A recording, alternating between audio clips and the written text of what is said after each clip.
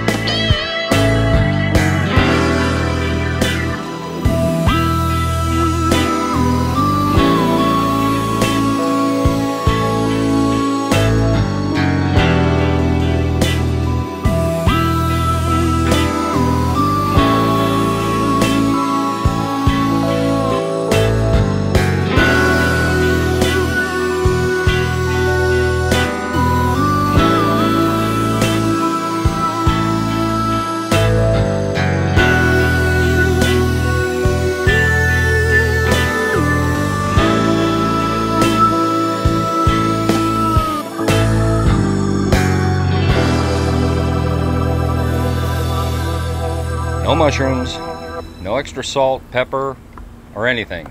Certainly no steak sauce. Nothing but the rub. The Rootboy #1 rub for beef and bison. Shut up, traffic. It's about 45 to 50 minutes has passed since I lit the coals. They're up to temperature. So, we get our bison ribeyes on.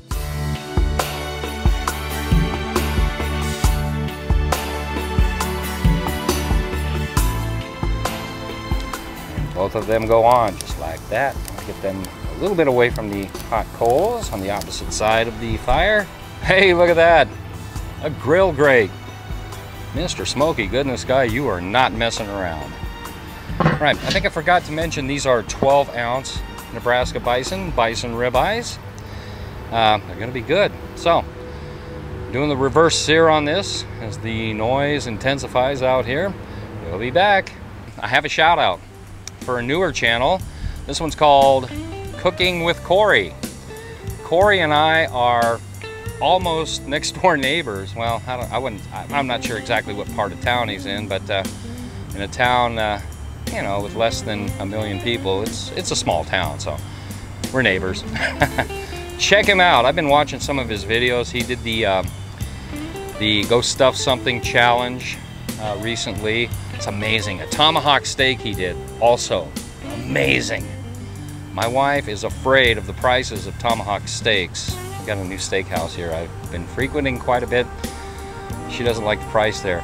That video that Kory did may help convince her not to be afraid of the price, because oh man, you gotta go check it out. I'll leave a link to that. Everything else, Sal, any other YouTubers I may mention if I'm quoting Mr. T. Roy. See, I want to put him in down in the bucket too. Everything down in the bucket. And as the noise level increases here in the noisiest neighborhood in the known universe, it's getting there. Yeah, my neighbor's out mowing his yard, cutting the grass in the backyard. I probably ought to be doing that as well. This is more important. It's looking like a jungle out there. Anyway, let's check on our bison ribeyes. I cannot tell you how much time has passed. It feels like it might have been about 30 to 40 minutes, but I don't know. I'm just going by feel, you know. Ta-da! Oh yeah, oh yeah. Perfect. Time for the final sear. I have ye old paper towel. I have some EV00. We're gonna get this sear grate, or grill grate, excuse me. Well, it is a sear grate. We're gonna get it all juiced up with a little oil. It's just extra virgin olive oil. I am not using what I normally would be using, which is Sang stir-fry oil, for both this and the binder, because we don't want to mask the flavor with that awesome garlic flavor of Sang's versus the Rootboy #1 rub. If you follow what I'm saying, I don't even know what I'm saying, but I'm just going to oil these up a little bit, just like that. Get our bison on for a final sear. Boy, I do not want to lose those juices pooling on top of that bison ribeye, you know? Woo, listen to that. And that. All right. We'll be back. Did I actually hear a dog bark? Shut up, dog. I think the neighbor heard that. No, he can't hear me. He's got his lawnmower running. So yeah, shut up, dog. My son is counting off 1 minute. But he started about 10 seconds into this, so I think it's time for a 90-degree turn on these. Yep, yep, yep. Looking good, looking good. 60. Just like a cowboy should. That's a reference to another channel that I guess is no longer around. We mock that channel all the time. And by golly, we have a good time doing it too. We'll be back in 60 seconds. My spider senses are telling me that another minute has passed. So, flip that over. Didn't get a lot of, very much of them in the way of a grill mark there, but that's okay, that's kind of inverted. They will look better on this side. It doesn't matter how they look, all right? It's the taste test that matters. 60 seconds, 90-degree flip. The numbers don't lie, we'll be back. 90-degree turn time.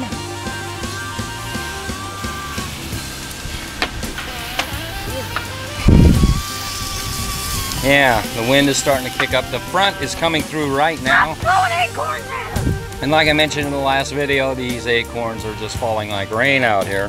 Fortunately, we are about 45 seconds away from being done, so we'll be back. Holy awesome sear, Rat Man. These look done. Yeah, a little bit better over there, but yeah, you can see it. All right, I'm gonna let these rest for a little while. That one looks pretty good too. They smell tremendous. There you go. All right, see you inside.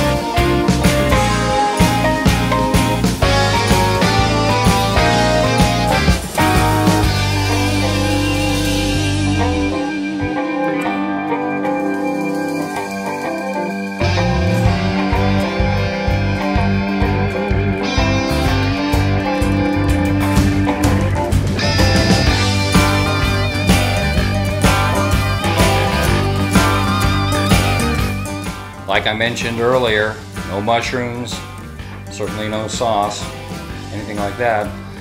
How does it taste there, Mr. Smoky Goodness Guy? Let's find out.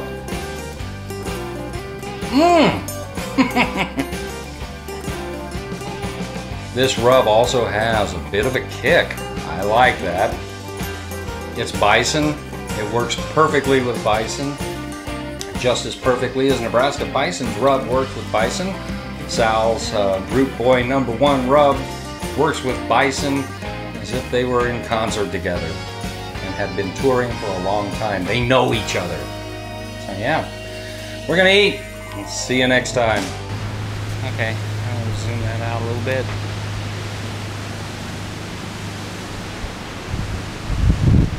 Oh my God, it's the front.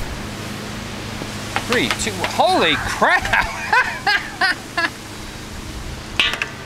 Yeah, it hit the lid. Let's get the lid on. You couldn't have timed it any better than that, man.